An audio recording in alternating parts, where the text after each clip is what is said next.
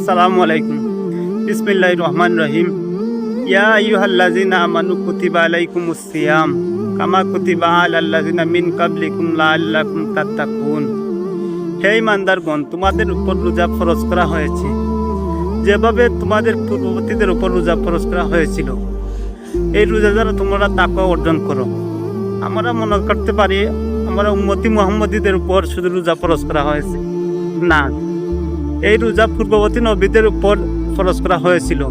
পূর্ববর্তী নবীদের উম্মতের বেলায় ফরজ করা হয়েছিল। তারও ধারাবাহিকতায় হযরত মুহাম্মদ সাল্লাল্লাহু আলাইহি ওয়াসাল্লামের উপর ফরজ করা হয়েছে। তিনির উম্মত হিসাবে আমাদের উপর ফরজ করা হয়েছে। তাই রোজা নিয়ে আমাদের কোনো সন্দেহের অবকাশ নেই। রমজান মাস একটি ইবাদতের মাস, রহমতের মাস, মাগফিরাতের মাস, নাজাতের মাস। এই মাসে বেশি বেশি করে নেক আমল করুন এবং নিজেকে পরিপূর্ণভাবে ইমানদার হিসাবে গড়ে তুলুন।